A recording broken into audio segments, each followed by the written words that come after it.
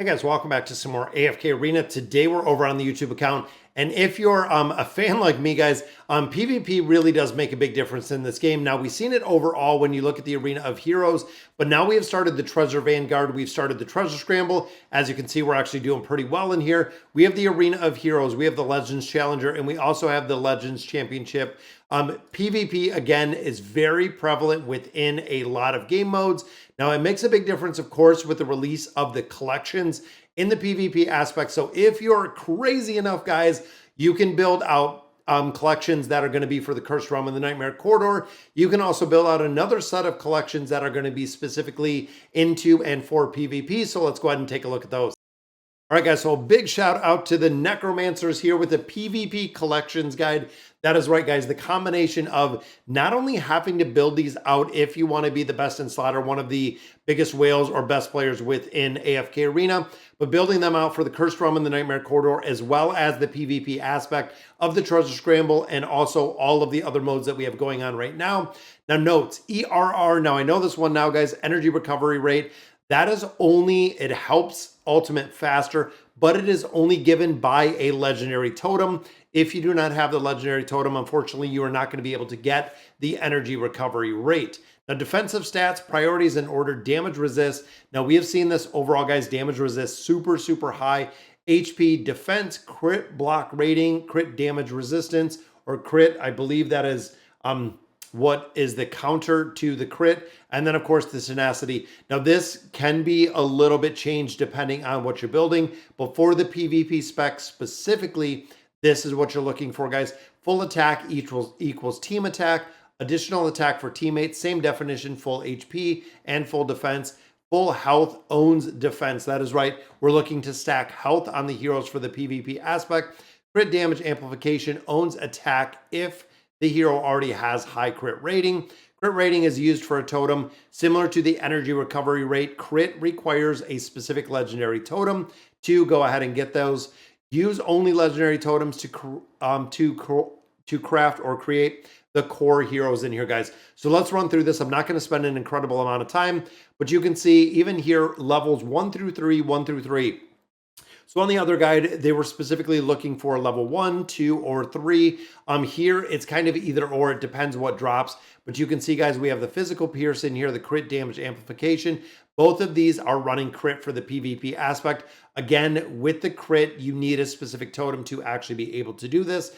So it might take a lot of times of running this to actually get it to work. And then some of them guys, like the one-offs right here with Ezio, you can see he is all over the place, guys. His ultimate ability triggering faster is going to make a huge difference in here. And of course, he, even though he is a ranger, plays kind of a support role. So you can see full attack, full HP, full defense in here for the PvP aspect to build. Now, we have seen him being used in a lot of different content. Same with Olgath. Olgath seems like since the collections have come out, a lot of players are really seeing how much damage Olgath can do, and it's kind of crazy when you start stacking some of those ults behind it, and also when you get that energy recovery, allowing him to ult faster makes a very, very big difference. Now you can see, guys, these are also running one skill, as you can see here. So most of them, I'm not sure. We'll take a look at the ones lower, but most of them are just running kind of that one skill. Now remember, you have to run specific totems if you want to add level 2, level 3 to these, which also mean that you're giving up specific totems to add other totems in there. Now over here, we have Baden and Mulan. You can see erosion with Baden is one of the top things. We have attack, physical pierce, crit damage amplification. And then of course the crit is over here on Mulan. Going to be a lot of totems, guys. Getting down here to the Mage relics, you can see right here, it is the ERR energy recovery. We want to get her to ult as fast as possible. Magic Pierce going to amplify the damage. Attack going to amplify the damage. Crit damage amplification. Again, all damage built within the hero, guys. Then we have Demia, we have Matria, and we have Amelia over here. Very similar. You can see the energy recovery rate, but you have to make sure, guys. So, and I believe that they prioritize these by the most important. So the very first one, for instance, for Belinda right there is the recovery rate, followed by MP, followed by attack. Because again, if you're looking at totems, if you're looking to get that energy recovery rate, it is going to take an incredible amount of time to get the totems to specifically build that skill. And there's also a chance that you won't get it, which is kind of crazy, but looking to build these out to get them to ult faster. Now, looking down at our warriors, guys, we have the awakened version of Athalia and Brutus, physical pierce, crit damage amplification, attack and tenacity, being able to crowd control in there or not being crowd controlled for that fact within this game mode makes a huge difference. Then, of course, Brutus is a monster in there with the ultimate ability. Now, looking over here at our Zorath. Now, one thing you do have to know, guys, is you have to have the corresponding hero. So right here, you see it is on the collection. It is the face of Zorath. If you do not have Zorath, it will tell you that you cannot use this because you do not have Zorath built or you don't have Zorath unlocked. It will make you go get the hero. And we're seeing that a lot with the awakened version of Athalia. With this one, a lot of players don't have the original version of Athalia unlocked. They have to get it to unlock the collection that comes with it. Now in here, guys, we do have Rem, we have Alna, we have Jerome, and you'll notice kind of the difference where we have Rem as a primary damage dealer within formations, attack, physical pierce, the energy recovery, crit damage amp, and then the rest of these three are all kind of support. Even though they fall into the warrior class, they are buffers, they are going to be crowd control, full attack, full HP, full defense. You're looking to buff up their team. Now, the cool thing with this, guys, with the full, like the full attack, the full HP, the full defense, these are going to stack across the game mode. So what I mean by that is if you're running, 3 or 4 support heroes with the awakened version of Belinda, if those 4 support heroes have that full attack on there, they're going to buff not only themselves, but there's going to be a multitude or a stacking effect that is going to go on Belinda in that case with the full attack going onto the teams. Very, very cool to see. Now down here looking at our tanks, guys, Albedo still rocking it. And as you can see, she is going full defense in here for the survivability aspect. We have Shamira in here, which is going on the attack, magic pierce. So definitely doing the damage right there. Then we have Naruko, we have Vathiel, and we have Kanisa and Naruko over here.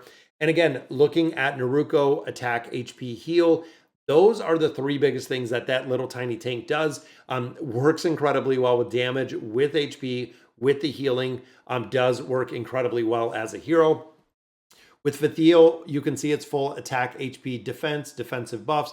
So overall, a solid buffer. And then, of course, the crowd control aspect for Kanisa and Rook puts the insight as the very first one that you're looking for there. Now, looking again at these 2 guys, these are the support relics. And you can see almost all of them across the board. But even looking at the first one, guys, looking at Liberta in multiple game modes is the highest damage dealer that we see. So energy recovery, attack, magic pierce, we are amplifying the damage that he is going to do. Then you add that on top of having the collection and the ability of the collection. Again, works very, very well. Now, also looking here, attack, magical pierce, going to be the ultimate ability. Most of these are your support heroes. Most of these are the buffing heroes within here. Some of those also do rely, like right here, you can see Palmer with attack. You can see Solus with attack. The reason being a lot of their abilities are triggered by attack. So the higher the attack, the better it is going to be when you're passing it on to other heroes. Now, looking at our potion and recovery one, this is kind of interesting, guys, because again, they are a majority stats crowd control within here. Now, this, of course, is going to bring a lot more energy. If you can get this built up quite a bit, it's going to work incredibly well. But a lot of these heroes, again, very staple within the PvP and also the energy recovery in there for Mortis, but very strong, including Taylene. Taylene is one, of course, that the attack and healing makes a big difference in there with the survivability and being able to revive. And then looking at our last ones, guys, we do have, again, a couple more Rangers down here. And then we have a few. Now, also, they kind of segmented it. You can see as it gets a little bit further, exactly who you're kind of looking to build in different game modes. So what I do is I go through and actually look at the relics that I do, or the collections that I do have. Based on that, I'll build out one specific hero that is going to be used in multiple game modes. Even here, guys, we have Robin Hood, we have Leica, and we do have Kelthar in here. Again, a little bit of a different build within here. And then, of course, the tanking build with the ideal stats and a couple more. Now, the bottom one, extra Cursed Realm and Nightmare Corridor heroes. These are the ones, again, that we're using in a lot of different game modes, that especially when you look at the utility tier list, a lot of these are used in a ton of different game modes, guys. It is absolutely imperative that you get these heroes, you build them out. Again, the multitude of them being used, it's going to take a long time to run this collections, especially because it's limited every single time. But when you look at them, guys, Trishea Scarlet being used almost everywhere, Oden still being used, Baba Yaga in here, not really seeing very much play. Lorzen in here, and then even looking at some of our crowd control tanks, Rez still being in there, Guineas little bit less of a utility. And then, of course, we have Saurus in here, we have Anasta, and we have Rem, we have Queen, we have Joan, a lot of support heroes across the board, including right there with Lava Tune. We have the Awakened version of Sophia.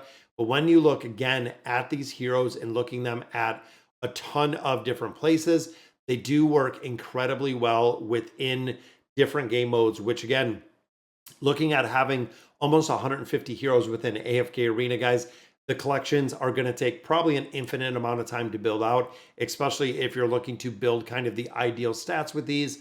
It does kind of seem crazy with how much that we do have in there.